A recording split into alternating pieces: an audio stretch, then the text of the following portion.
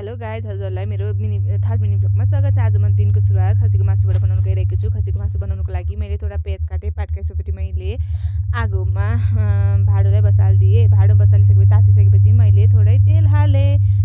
तोरीको तेल हालेको थिएँ र तोरीको तेललाई मैले थोरै खराउनको लागि राखिदिएँ। तोरीको तेल खराएन भने गनाउने गर्दछ, त्यस कारण खराउनको लागि राखिदिएँ। त्यसपछि मैले त्यस तेलमा अघि नै काटिराखेको प्याज र 2वटा खुर्सानी काटेको थिएँ, त्यसलाई पनि मैले हालिदिएँ र त्यसलाई मैले रातो हुनुको लागि छोडिदिएँ। र त्यसपछि मैले ती प्याज र खुर्सानीलाई मजाले 2-4 चोटि चलाएँ। 2-4 चोटि चलाएँ, अहिले पनि चलाइरहेको छु गाइज। र 2-4 चोटि चलाइसकेपछि मैले ती मासु हाल्नको लागि खडा मसला कुटेँ सिलौटामा र मसिनो गरी कुटेँ। र मसिनो गरी कुटेको त्यो खडा मसलालाई पनि मैले त्यसमा हालेर मजाले चलाएँ। हेर्नुहोस् गाइज, मेरो प्याज रातो भइसकेको छ मासु। त्यसपछि मासु अघि नै ल्याएको मासु, मैले किनेर ल्याएको मासु पनि हालिदिएँ र मैले सबै मासु कुकरमा हालिदिएँ। र कुकरमा हालिसकेपछि त्यस मासुलाई मैले बिस्तारै बिस्तारै मजाले चलाएँ र अहिले पनि म चलाउँदैछु गाइज, हेर्नुहोला। र त्यो मासुलाई अब हामीले रातो हुने जेलसम्म चलाउनु पर्नेछ। र मैले मासु चलाउँदा चलाउँदा एकचोटि हेर्नुहोस् त, चलाउने कुरामै अड्कियो र मैले बिस्तारै बिस्तारै बिस्तारै त्यसलाई निकालेर फेरि चलाउनुतर्फ लागेँ।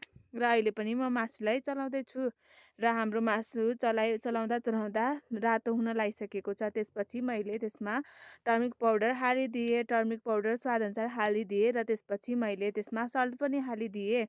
स्वादअनुसार मैले नमक हालिदिएँ र नमक हालिसकेपछि हामीहरूले जिरा पाउडर ल्यायौँ र जिरा पाउडरलाई पनि त्यसमा हालिदियौँ। स्वादअनुसार हजुर पनि जिरा पाउडर हाल्न सक्नुहुनेछ। र त्यसपछि मैले धुलो खुर्सानी पनि हालिदिएँ र त्यसमा मैले पिनेर राखेको गार्लिक पेस्ट पनि हालिदिएँ। र गार्लिक पेस्ट हालिदिइसकेपछि मैले अघि नै पिनिराखेको टमाटरको प्युरी पनि त्यसमा मैले हालिदिएँ।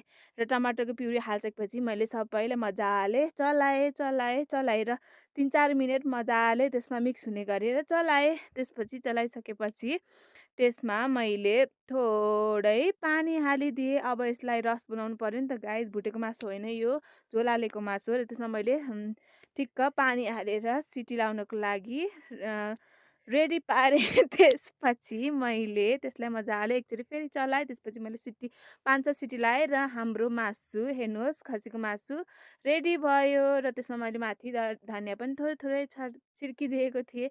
र हेर्नुहोस् कस्तो मिठो डेलिसियस मासु बनेको छ। हजुरलाई मेरो मासुको ब्लग राम्रो लागे कमेन्ट र सब्सक्राइब